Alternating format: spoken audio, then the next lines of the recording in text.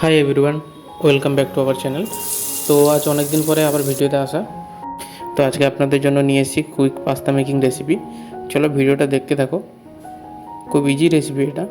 তো ফার্স্ট রেসিপিটার জন্য আমরা নিয়ে নিয়েছি একটা কড়াইতে তেল দিয়ে নিয়েছি। আমি অলরেডি পাস্তাটা বয়েল করে রেখেছি। পাস্তা বয়েল করে আমি এখানে ভেজিটেবল কাটিংগুলো নিয়ে নিয়েছি। তো ফার্স্ট তেলটা গরম হলে ওখানে দিয়ে দেবো ক্যারেট আর অনিয়নের কাটিংটা। ওটাকে হালকা করে একটু সতে করে নেব। আমরা এখানে 2 থেকে 3 মিনিট ফ্রাই করে নেব।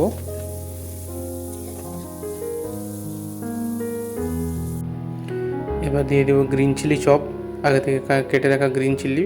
আমি ভেজিটেবল এখানে নিয়ে নিয়েছি, ক্যারেট নিয়েছি, অনিয়ন নিয়েছি, একটা হাফ ক্যারেট, একটা মিডিয়াম সাইজের অনিয়ন চপ করে নিয়েছিলাম, আর 2টো গ্রিন চিলি চপ নিয়েছিলাম, আর রসুন 5 থেকে 6টা রসুনের চপ করে নিয়েছিলাম। এবার রসুনটা দিয়ে দেবো।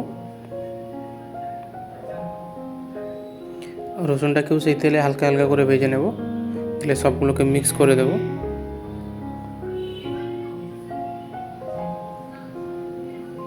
এবার দিয়ে দেবো আগে থেকে বয়েল করে রাখা পাস্তা। এখন বয়েল করে রাখা পাস্তাগুলো অ্যাড করে ওটাকে হালকা হালকা খুলে দেবো। 2-3 বার চামচ নাড়ালেই পাস্তাগুলো সব খুলে যাবে।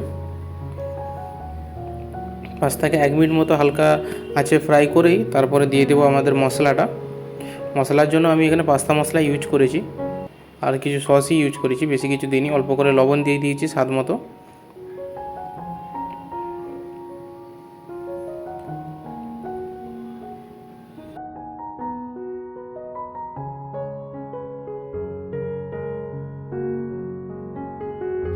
এক টেবিল স্পুন মতো ব্ল্যাক পেপার পাউডার দিয়েছি আমি এখানে।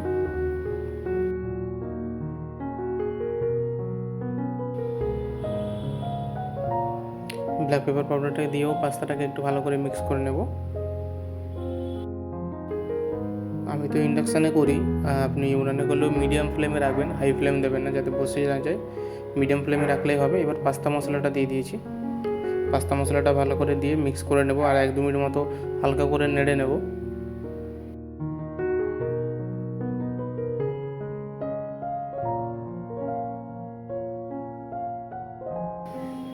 পাস্তাটা হয়ে গেছে। এবার আমি এখানে দিয়ে দেবো সসগুলো, চাইনিজ সস সব ইউজ করব, যেমন হচ্ছে সোয়া, টমেটো আর গ্রিন চিলি সস। আপনারা চাইলে রেড চিলি দিতে পারেন। আমি অলরেডি গ্রিন চিলি চপ দিয়েছি, তাই জন্য রেড চিলি সস ইউজ করলাম না।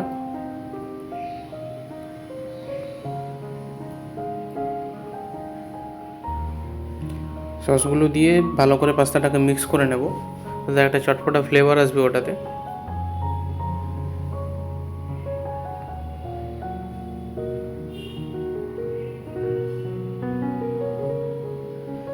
সসগুলো দিয়ে 2 মিনিট মতো ওটাকে হালকা একটু আঁচে ফ্রাই করে নেবেন, যাতে সসগুলো ভালো করে পাস্তার সাথে মিক্স হয়ে যায়। তারপরে আমি দিয়ে দেবো আমাদের ভেজিটেবল কাটিংগুলো। এখানে আপনি চাইলে ক্যারেটও আবার ইউজ করতে পারেন, আমি শুধু শসা দিয়েছি। আমি শসা দিয়ে হালকা করে টস আপ করে নেবো এটাকে শুধু।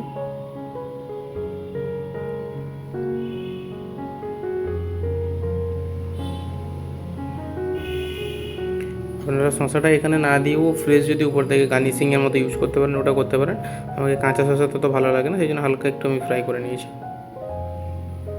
তো দেখুন এখানে আমার পাস্তা রেডি হয়ে গেছে। এবারে ওটাকে একটা বাটিতে আমি কেড়ে নেব।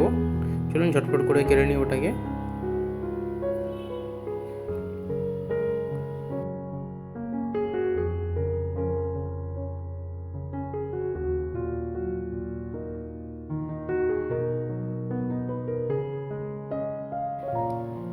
তো এখন পাস্তার কালারটা কেমন এসছে। এখানে আমার পাস্তা পুরো কমপ্লিট রেডি।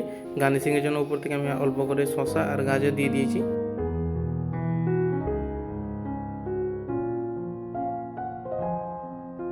তো ভিডিওটা কেমন লাগলে জানাবেন, আর ভালো লাগলে একটা লাইক, একটা সাবস্ক্রাইব করে দেবেন।